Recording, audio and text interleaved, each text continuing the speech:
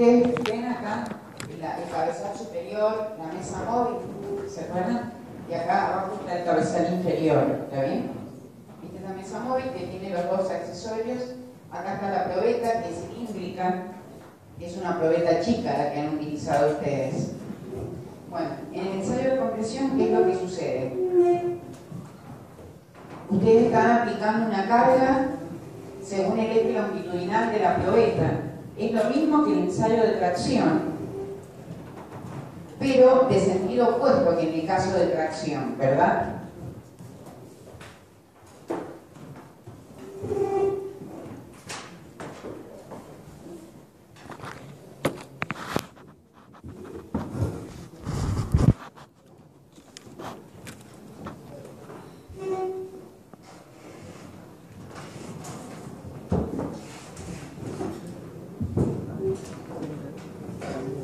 Tenemos una probeta a la que se le aplica una carga en el sentido del eje longitudinal. Y ahora pasé al teléfono. La carga es la resultante de la distribución uniforme de la carga respecto de la sección transversal. Casi 14 días.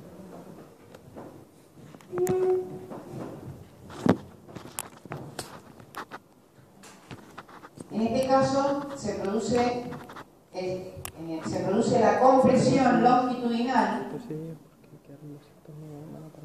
Compresión longitudinal, o sea que hay un acortamiento longitudinal, quiero decir, de un L, del L, paso a un L0, que es menor. No lo voy a dar. Lo voy a dar rápidamente, pero no lo voy a dar. No, ya lo han hecho.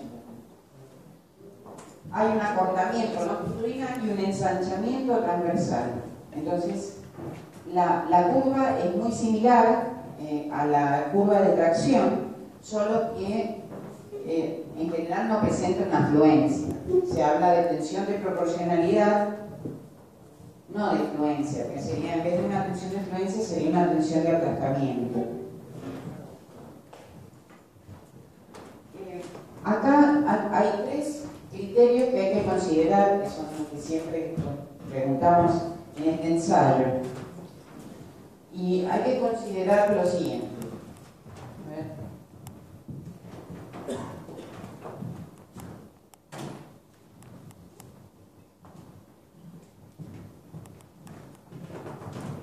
Bueno, el primer criterio es que si yo tengo una probeta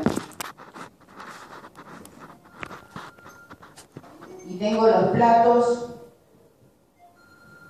de la máquina, estos son los platos, los extremos de la probeta que están en contacto con los accesorios de la máquina, va a haber una fuerza de rozamiento, una F sub R, entre los extremos de la probeta, o cara de la probeta, caras extremas, con los accesorios o platos de la máquina. Esa fuerza de rozamiento va a impedir que cuando se aplica la carga longitudinal, que decíamos se producía un acortamiento longitudinal y un ensanchamiento transversal, no se pueda ensanchar en esta zona, en la zona de contacto de las caras con los platos, no se puede ensanchar debido a las fuerzas de rozamiento. Entonces el ensanchamiento aumenta hacia la zona central y se produce una especie de abarrilamiento de la probeta. Si ustedes han visto la probetita cuando está rota, directamente es más petiza y es más ancha y tiene forma de barril en el caso de una fundición. Entonces, este es el primer aspecto que se tiene en cuenta, que esta fuerza de rozamiento impide el ensanchamiento de la sección transversal en esta zona de contacto de las caras de la probeta, aumentando ese ensanchamiento hacia el centro de la distancia entre los accesorios, o a la zona central. Este sería el primer aspecto. El otro es que el ensayo sea axial. Si el ensayo no es axial, se va a producir un momento. Se produce un momento que sería una especie de flexión lateral o pandeo. Si el ensayo no es axial, se produce un momento y da lugar a una flexión lateral o pandeo. Y el tercer criterio o el tercer aspecto que se tiene en cuenta en el ensayo de compresión es que las caras extremas de la probeta sean planas y paralelas. Las caras deben ser planas y paralelas. Yo tengo la probeta. Estas caras deben ser planas y paralelas, que son las que van a hacer contacto con los platos de la máquina. ¿Cuál sería el objetivo? Que para que haya una distribución uniforme del esfuerzo en toda la sección transversal, es necesario que las caras sean planas y paralelas. Y lo vamos a asegurar que en el caso de que no sean planas y paralelas, vamos a tener un dispositivo en la parte inferior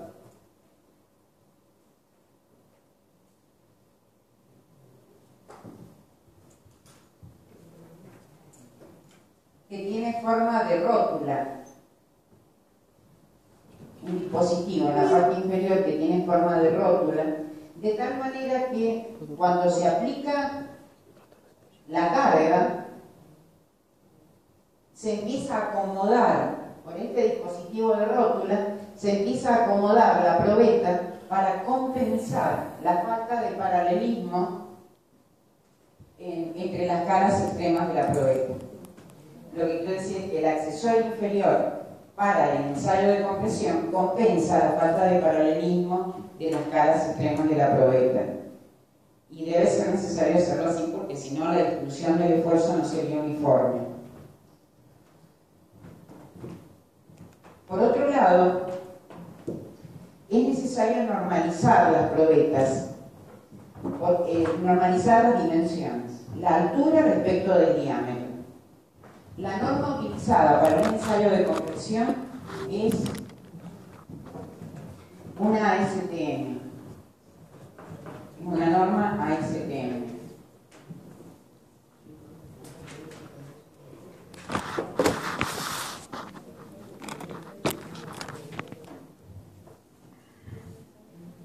ASTM E9. Dice que la altura, si es 0,9 veces el diámetro, son probetas chicas. Si la altura es 2 a 3 veces el diámetro, son probetas medianas. Y si es 8 a 10 veces el diámetro, ya son probetas largas, ¿no? Probetas largas. Las chicas se utilizan generalmente para determinar la resistencia estática a la compresión y las largas para determinar el módulo de elasticidad o las constantes elásticas, porque además del módulo de elasticidad longitudinal tenemos el módulo de elasticidad transversal. Profe. Sí. En las probetas largas se produce como una flexión. En las probetas, ¿qué es lo que sucede? En las chicas, el efecto de rozamiento entre las caras y los platos, en las probetas chicas, estas fuerzas de rozamiento son muy grandes.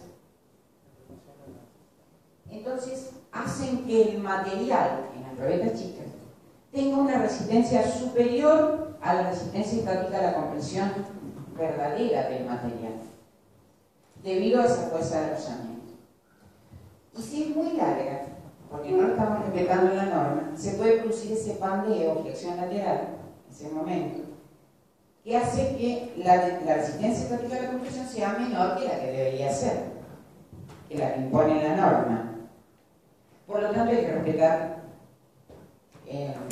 las dimensiones de las probetas. Nosotros utilizamos las cortas directamente, ¿no? Ustedes ahí vieron que había un plano de fractura.